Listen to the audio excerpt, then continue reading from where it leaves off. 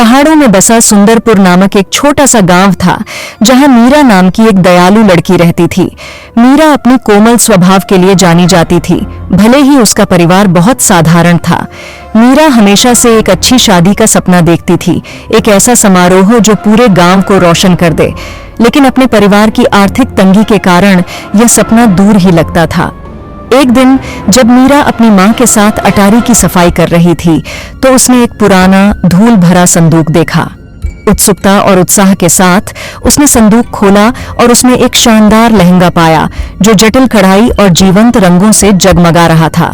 यह लगभग अन्य दुनिया की भव्यता में लग रहा था। मीरा की मां कमला जब अटारी में आई तो यह देखकर दंग रह गईं।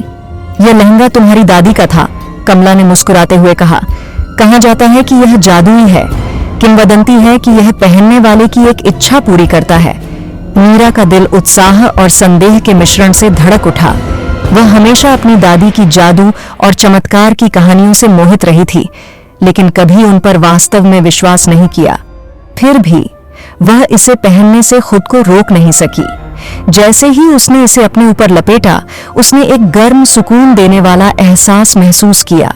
आईने के सामने खड़ी होकर मीरा ने अपनी आंखें बंद कर अपनी इच्छा व्यक्त की। मैं चाहती हूं कि मेरी शादी सुंदर हो, जो हमारे गांव में सभी को खुशी दे।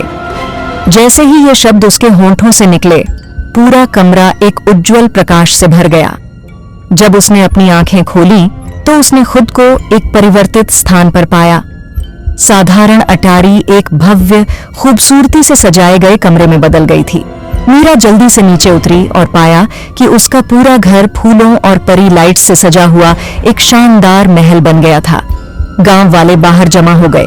उनके चेहरे आश्चर्य और आनंद के मिश्रण को दर्शा रहे थे। मीरा का परिवार भी खुद को शानदार कपड़ों में सजा हुआ पाया और आंगन में एक भव्य दावत दिखाई दी। चमत्कारी घटना की खबर जल्दी फैल गई और जल्द ही पूरे सुंदरपुर गांव में उत्साह और उत्सव का माहौल छा गया। शादी की तैयारियों के साथ गांव बहुत सुंदर लग रहा था। हर कोई सड़कों को रंगीन बैनरों से सजाने और खाने खेलों के लिए स्टॉल लगाने में जुट गया। जादुई लहंगे ने मीरा की इच्छा पूरी करने के अलावा गांव में एकता और खुशी की भावना भी भर दी थी। शादी के दिन सूरज एक नारंगी और गुलाबी रंग के आकाश के साथ उग आया। मीरा अपने जादुई लहंगे में राजकुमारी जैसी लग रही थी। उसका दूल्हा राज दिल में प्यार और प्रशंसा से भरा उसकी प्रतीक्षा कर रहा था। राज एक नेक और मेहनती युवक था, जो मीरा की कोमलता और दृढ़ता से प्यार करता था। मीरा जब पारंपरिक संगीत की खुशियों भरी धुनों के बीच गलियारे में चली तो उसे गहरी संतुष्टि का एहसास हुआ। गांव के बुजुर्ग ने समारोह का संचालन किया और मीरा और राज के मिलन को आशीर्वाद दिया। इसके बाद जो उत्सव हुए वे किसी जादू से कम नहीं थे।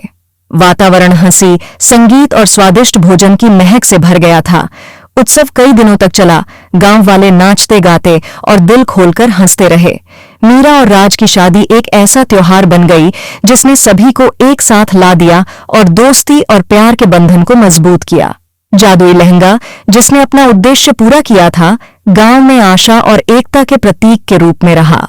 कहा जाता था कि इसका जादू तब फिर से प्रकट होगा जब प्यार और खुशी की आवश्यकता होगी।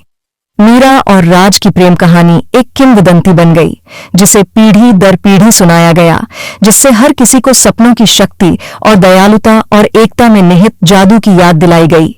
मीरा और राज का जीवन प्यार और खुशी से भरा रहा।